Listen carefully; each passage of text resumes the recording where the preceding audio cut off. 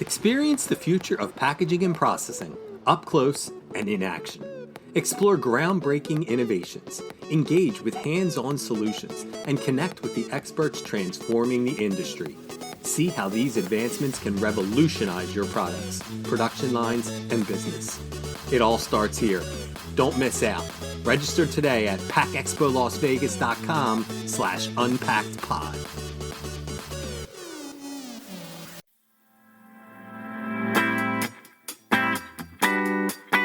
You're listening to Unpacked with PMMI, where we share the latest packaging and processing industry insights, research, and innovations to help you advance your business.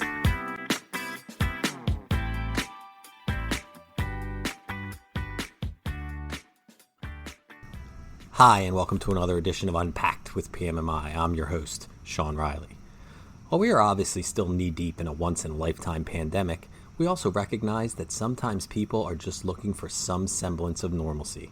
With that in mind, we thought it might be as good of a time as any to ease back into some of our regularly scheduled podcasts that were recorded before the world shut down in March.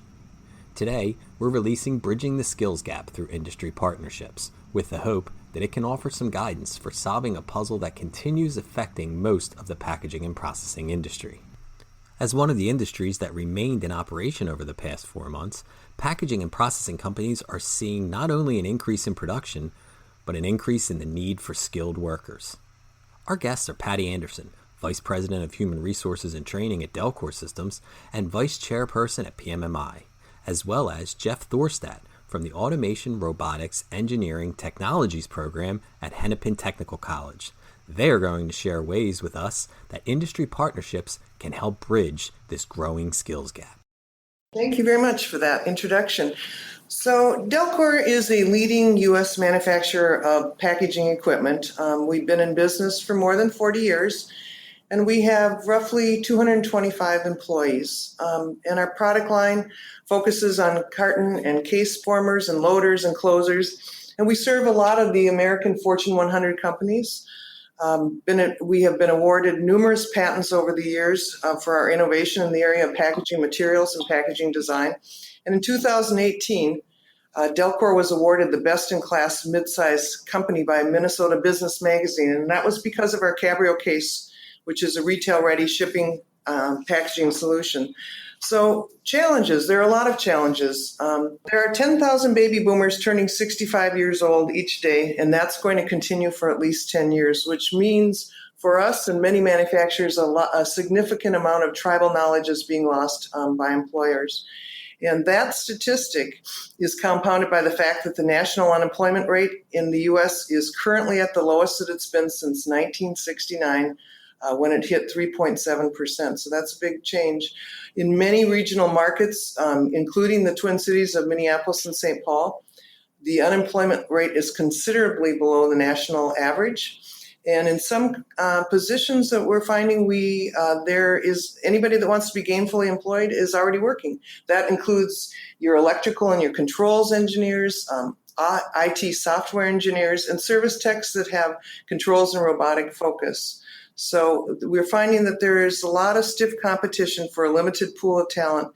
And for the past couple of decades, we've been telling young people that they need to go on and they need to get a degree, a 4-year degree, or even an MBA in order to have a successful career with livable wages. And what we're finding now is that that's a flawed assumption. So the challenge for all employers is to rebrand manufacturing to generate interest in the high schools and actually even dipping down into the middle schools. And to talk to the students that will be graduating and exploring career options. Because for the millennials and Gen X, they've had very limited, if any, exposure at all to the field of manufacturing. And there's the complicated piece, which is the perceived degree of difficulty to complete a technical program. Because of the math requirements, you need to understand mechanical, electrical assembly, pneumatic tools, hand tools. There's a lot of technical knowledge there that is imparted in someone that goes through that type of program. Absolutely. Welcome, Hi, Jeff. How about a little bit? Not my Sorry fault. about that. I needed to bring you in right away when Patty mentioned technical, because that's obviously where Hennepin comes in, and your Automation, Robotics, Engineering, Technologies, Packaging program, which is a mouthful, and I had to practice saying a bunch of times. But how about a little background on that and how you guys can help train in the way that Patty's referring to? Hi, Sean. Thanks for the introduction. Our program at Hennepin Technical College in the Automation, Robotics, Engineering Technologies has actually been a partner college of PMMI since 1973 when we were founded originally as a packaging machinery systems program. Like the packaging industry, our programs evolved. To meet the needs currently required. As we go through, what we're finding is we have to bring up our students on the necessary skill sets that Patricia was looking for, electrical, mechanical, and so forth, and have really designed a program around meeting those needs so that when our graduates go out into industry, they at least have the fundamental skill set needed to replace the baby boomers and others as they leave the industry and go on to other things. Through our program, it's a 2-year program, really focused on developing those hand skills that many of our students need and to understand the theory and concepts involved with the machinery so that currently employed people can upskill themselves and go on to bigger and hopefully better jobs within the company that they work for. So if I'm following both of you correctly, basically, the baby boomers who have had these jobs for maybe 25, 30 years, and Patty, you referenced tribal knowledge, they were basically learning as the new things were being implemented, they were learning and going along with it, and now they're leaving with all of this knowledge. So how can the Delkors and the Hennepins of the world, how can they partner together, or how have you, as an example, partner together to help the next generation or the current generation that isn't able to keep pace with the change? So for Delkor, with the rapid escalation of manufacturing automation, we quickly recognized the importance of partnering with technical educational programs to support us. And we were trying to support the technical schools, both financially and actually also with a voice from industry to help assist them as they develop their curriculum programs. We started hiring graduates from Hennepin Technical College back in the 1990s. And over the years, we've hired a great number of employees who went through the school's Automation, Robotics, Engineering Technologies program. That's been great for us. Our partnership has grown with each passing year.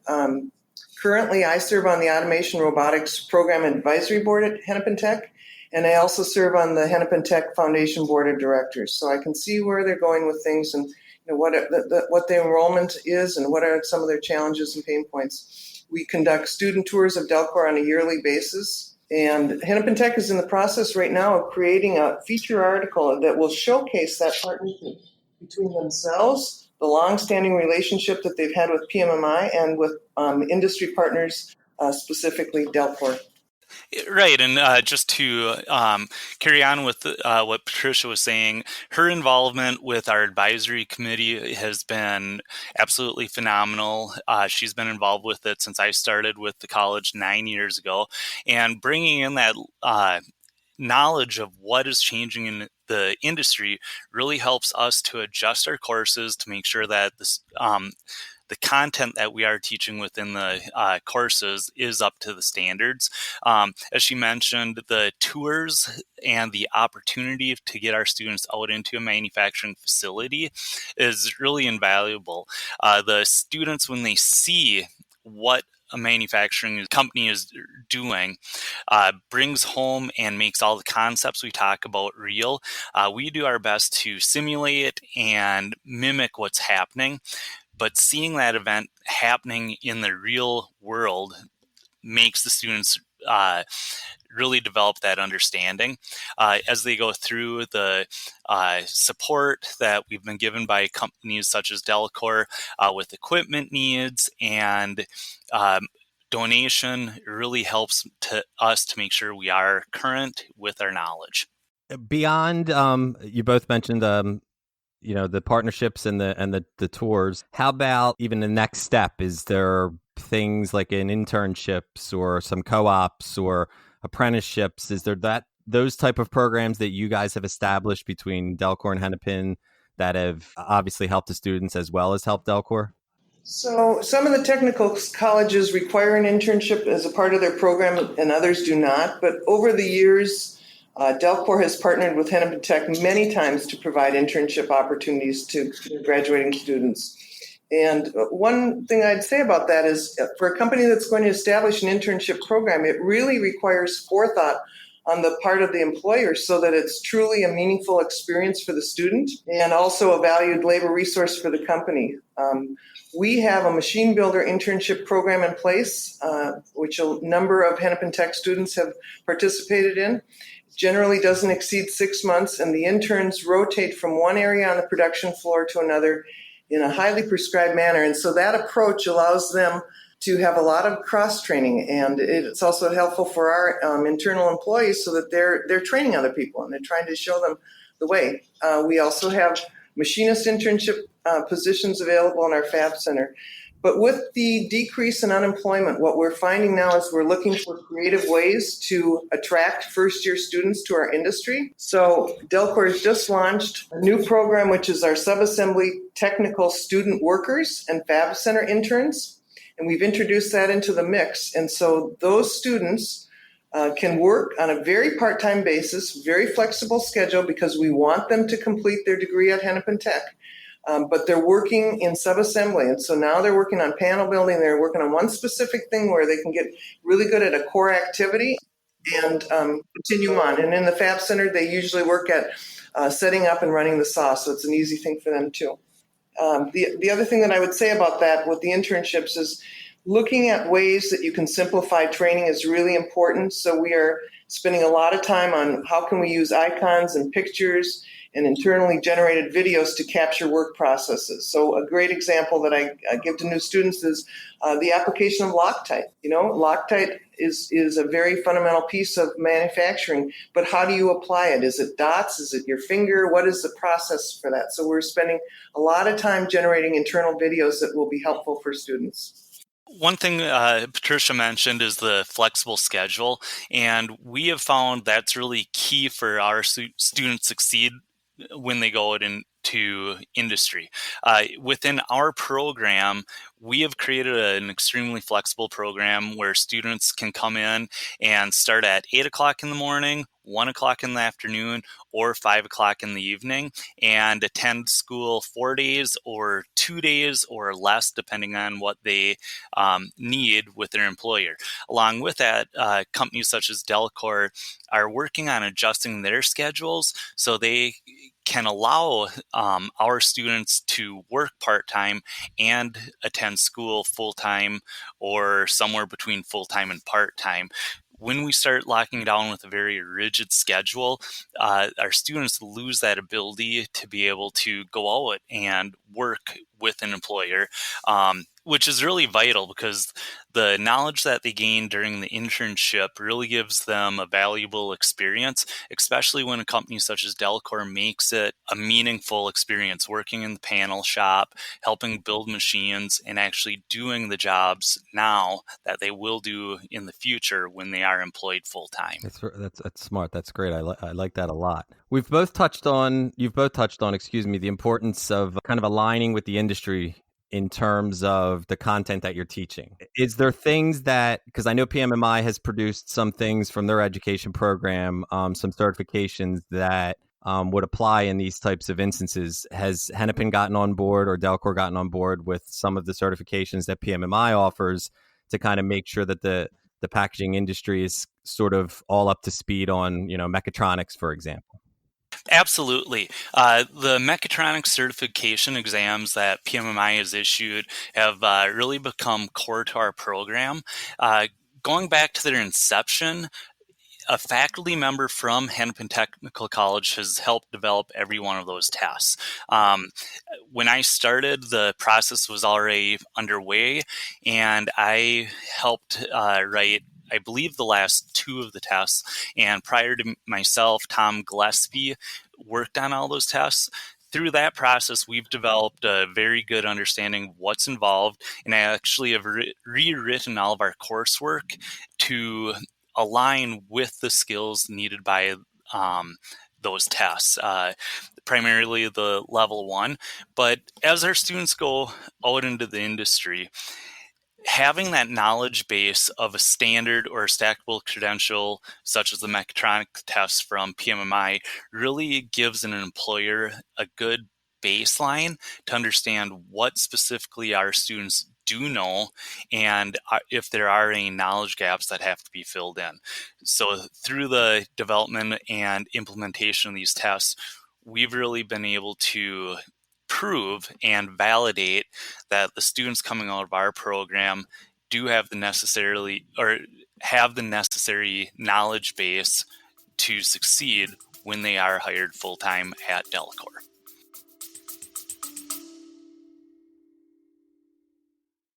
For the first time, PMMI members and Pack Expo exhibitors can gain a true insight into the competitive marketing landscape within the packaging and processing industries. See real data from PMMI Media Group campaigns on engagement from validated, verified end users, including the amount of captured leads and even how Pack Expo booth visits align with pre-show marketing. You'll also get a full view of campaign strategies in market across all 12 months for competitors in your product category with variations by channel. This kind of intel has never been available before. Request your custom competitive analysis report now at pmmi.media/CAR. That's pmmi.media/CAR.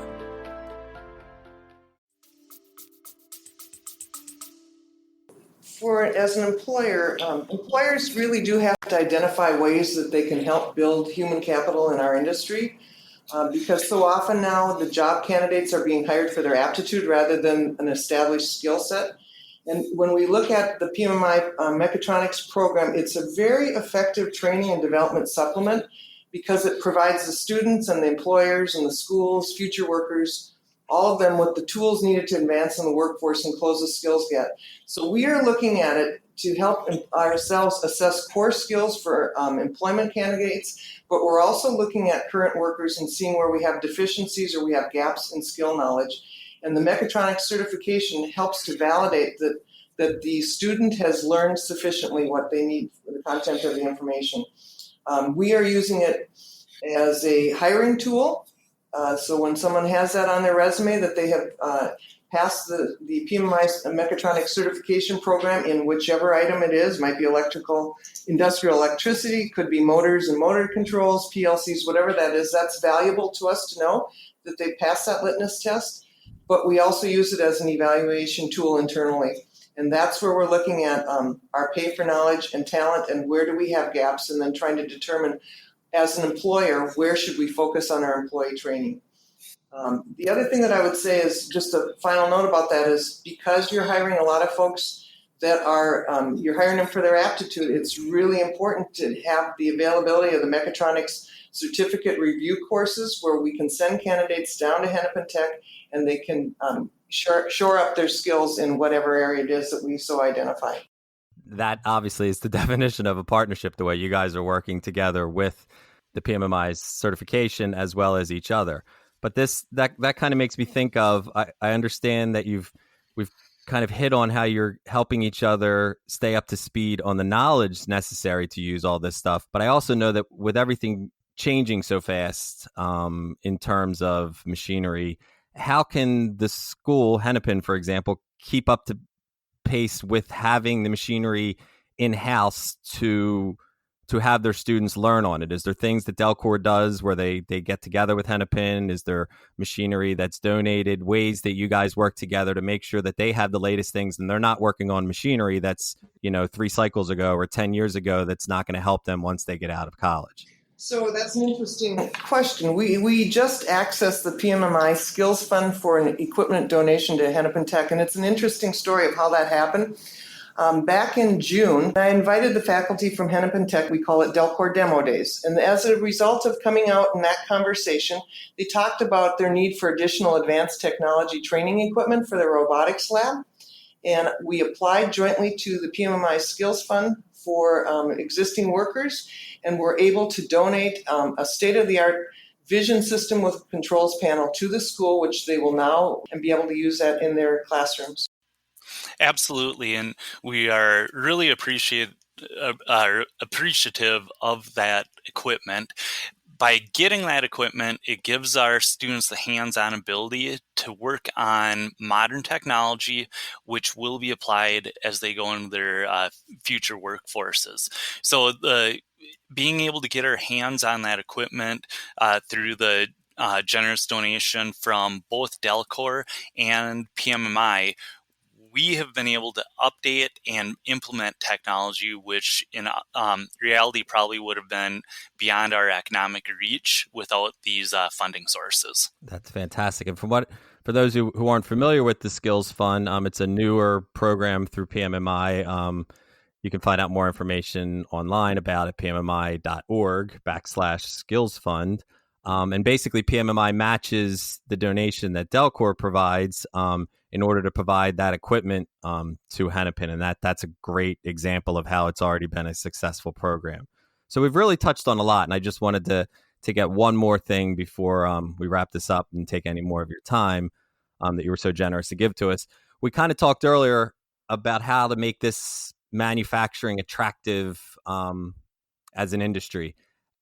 We see, I'm hearing how we do it with, people that are of college age. How about even earlier with high school age kids or middle school kids to kind of show them that it's not the factory that, you see in old movies in this, dusty, greasy place. It's these high tech automated places. Is there any programs in place that you guys work on together?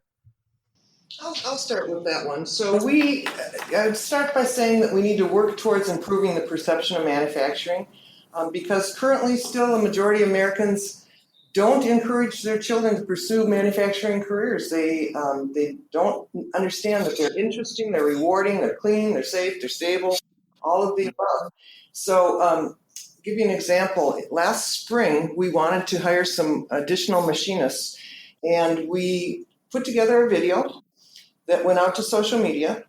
Within 4 days of putting that video on YouTube, we had 15,000 views. And the reason that that's so important is that you begin to realize that people receive their information from so many different social media sites now. It's just there is no one size fits all. And so that has been very helpful for us. We have school visits, we bring in a lot of industry professionals, and we do the summer internships. Next summer, Hennepin Tech and Dunwoody and Delkor will be working on a summer camp. We're going to commit to hosting something and jointly trying to go forward with that.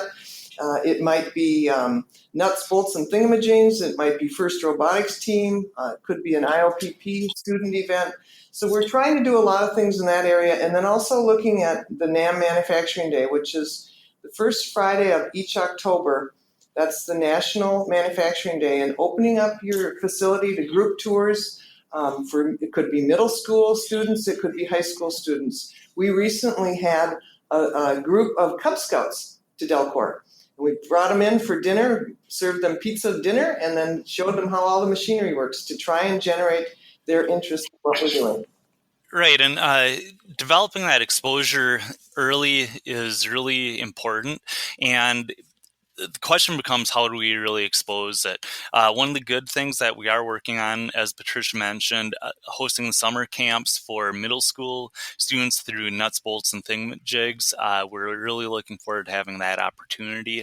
I've been attending career fairs at high schools recently, and one of the great things that's been happening is when our partner institutes such as Delkor have been hosting a lot of the manufacturing day events. I've actually been able to go to a couple of those locations while high school students are touring the facility, and at the end be able to talk to them a little bit about how they can come into programs such as what we have at Hennepin Technical College and develop the skill set so that when they are ready and able, they can be employed at one of the companies.